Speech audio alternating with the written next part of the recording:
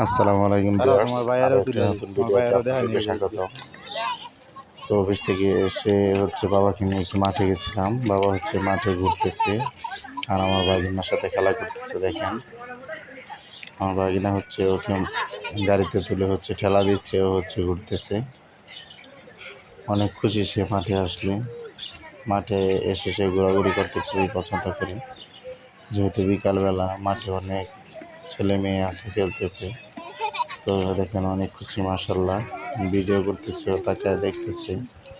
অনেক খুশি হয়েছে সে মাঠে আসার কারণে।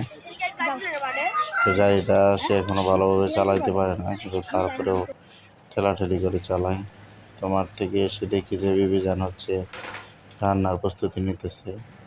তো জিজ্ঞাসা করলাম কি রান্না করবে, ও বলতেছে যে কই মাছ রান্না করবে। তো দেখি কই মাছগুলো কীভাবে রান্না করে।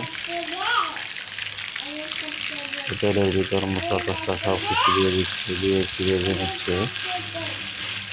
দেখুন, অল্প একটু রান্না করবে, যার কারণে ছোটো কড়াইয়ে বসাইছে। আর এখানে মাছগুলো নাকি ভেজেই রাখছে, 3টা মাছ ভাজছে। মশলা কষানো শেষ হলে মাছগুলো সে দিয়ে দিয়ে রান্না করে ফেলছে। দেখেন মাছের তরকারিটা কালারটা কত সুন্দর হয়েছে। আর একটা চুলাই সে আরেকটা জিনিস রান্না করতেছিল, তো ওটা রান্না করেই ফেলছিল প্রায়। সেটা বিরিয়ানি। দেখুন, চিকেন বিরিয়ানি রান্না করছে, অনেক সুন্দর হচ্ছে মাশাআল্লাহ।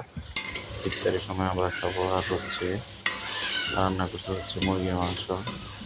তো একটু মুরগির মাংস রান্না করতে দেরি হইতেছিল, এই জন্য আমি আর বাবা আবার একটু বাহিরে গেছি। বাহিরে গিয়ে দেখি যে ছেলেরা ঘুড়ি উড়াচ্ছিল। এই দেখুন ঘুড়িটা, মাশাআল্লাহ ভালোই উঠতেছে, ঘুড়িটা অনেক উপরে উঠছে। ছেলেরা ঘুড়ি উড়তেছে ওই বিল্ডিংয়ের ছাদ থেকে।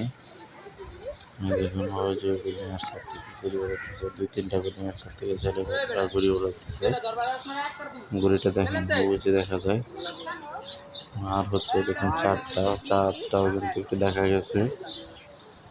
দিনের বেলায় চাঁদ দেখা গেছে হালকা, অল্প অল্প। আর বিকেলে সূর্যটা প্রায় ডুবো ডুবো, অল্প কিছুক্ষণের মধ্যে প্রায় সন্ধ্যা হয়ে আসবে। তো এখন আমরা আবার বাসায় চলে আসছি। বাসায় এসে ইফতারের করার জন্য আমরা দুধের ভিতর চিরা দিয়ে দিচ্ছি। দুধের ভিতর চিরা দিয়ে দিব, চিরা দিয়ে দিয়েছি। চিরা দিয়ে তারপর এটা কিছুক্ষণ রেখে দিতে হবে। রেখে দেওয়ার পর এটাতে চিনি, কলা এবং দই অ্যাড করতে হবে।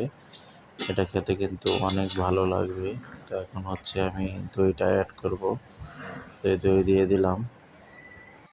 এখন কলাগুলো কেটে কেটে একটু স্লাইস করে দিয়ে একসাথে মিশিয়ে ফ্রিজে রেখে দেব।